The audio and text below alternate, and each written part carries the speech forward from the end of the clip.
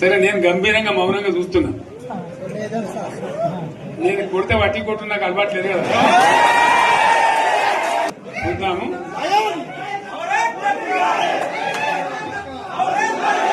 నా రోజులు కానీ అన్నట్టుగా నేను చూస్తా ఉన్నా. కానీ మనోళ్ళందరూ కూడా ప్రతిపాదిస్తున్న ఏంటంటే, ఒక సంవత్సరం జరిగిపోయింది, సంగమేశ్వర ఆన్నే పన్నది, బసవేశ్వర ఆన్నే పన్నది, పాలమూరు ఉత్పత్తుల పథకం ఆన్నే పన్నది, కాళేశ్వరం అట్లే ఎండబెడుతున్నారు, ఇవన్నీ అన్యాయాలని. కాబట్టి ఫిబ్రవరి నెలాఖరులో ఒక పెద్ద బహిరంగ సభ పెట్టాలి, మీరు కథ చూడాలి అని జరుగుతూ ఉంది. కాబట్టి మీరు కూడా పెద్ద ఎత్తున దయచేసి ఆ సభకు కదిలి రావాలి, కదా దూరమే ఉండదు. ఆ రకంగా తెలంగాణ శక్తి ఏందో మరొకసారి చూపించి వీళ్ళ మెడలు వంచి ఇప్పుడు సాధించాలి. భవిష్యత్తు కోసం కూడా కొట్టాడకు మనం సిద్ధంగా ఉండాలని తెలియజేసుకుంటూ, పరమేశ్వర్ గారికి అంతటి లోకమంత్రం ఇది. కోటి రూపాయల భూమి ఇప్పుడు 50 లక్షల కట్టుకోలేదు.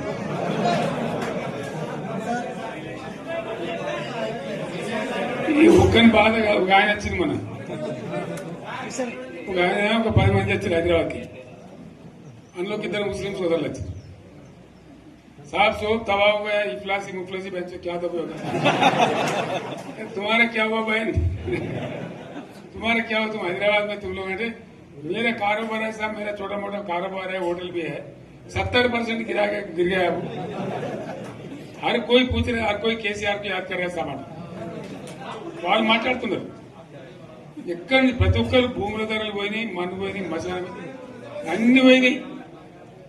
ఇంత మంచిగా 4 ఎకరాల రైతు నేను 4 కోట్ల ఆసాగా అనుకుంటుండే. ఇంత ధీమా ఉంది, ఎంత బాగుంటే.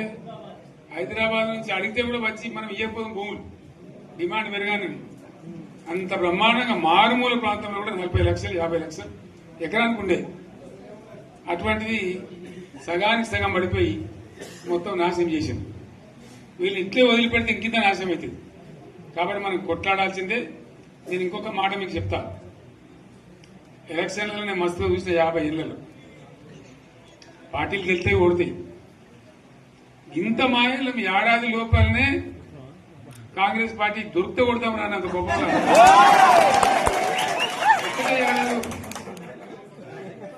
ఇంకా వాళ్ళ పొంద తెలివికి నిన్న వారి పార్టీడే మంది పెట్టలు అదేందో పోలింగ్ పెట్టిన వాడు చూసిరా మీరు. ఆ పోలింగ్ పెడితే 70% మనకు వచ్చింది, 30% మనకు. వాడు పెట్టింది మనం పెట్టింది కాదు. 75 ఇది పరిస్థితి. అదే నేను ఏమంటున్నా అంటే, ఫామ్ హౌస్ అంటే ఏముంటది, వారి ఉంటది, మాకు ఉంటది, అల్లం ఉంటది. కాంగ్రెస్ వాళ్ళు ఎంత మనిషి చేస్తే పారబడి తవ్వచ్చు కూడా లంగత. దీన్ని ఫామ్ హౌస్ అని మనం బదనాం చేసి అంతే కదా. నేను ఏమంటున్నా అంటే, అన్ని మబ్బులు వీడిపోయినట్టు ప్రజలకు అన్ని తెలిసిపోతున్నాయి. మంచి ఏంది, చెడ్డ ఏంది, ఏం జరిగింది అన్ని ఇంకా ఘోరమైతుందని చెప్తున్నా. వీళ్ళ తెలివితక్కువతనానికి ఏమైంది, నిన్న మొన్న రిపోర్ట్ వచ్చింది. Comptroller and auditor general of India అని కాగ్ అంటారు దాన్ని. కాగ్ రిపోర్ట్ వచ్చింది. పోయిన సంవత్సరం మన గవర్నమెంట్ లో వచ్చిన ఆదాయం కంటే 13,000 కోట్ల రూపాయల ఆదాయం తగ్గిపోయింది. ఇంకా మార్చి పోయేవరకల్లా ఇంకో 3-4 కోట్ల అవుతుంది. అంటే 15,000 కోట్ల ఆదాయం పోతుంది. మన గవర్నమెంట్ ఉన్నప్పుడు ప్రతి ఏడాది 15,000 కోట్లు పెంచుకుంటూ పోయినాయి, చెప్పేసుకుంటూ పోయింది. ఏడాది 10 నుంచి 15,000 కోట్ల ఆదాయం పెరిగేది మన టైంలో. అంత జాగ్రత్తగా మనం వ్యవహారం చేస్తాం. ఇలా ఉల్టా 15,000 కోట్లు పడిపోయింది. ఇంకా వాడేమిస్తాడుగా, ఇంకా ఇస్తారా?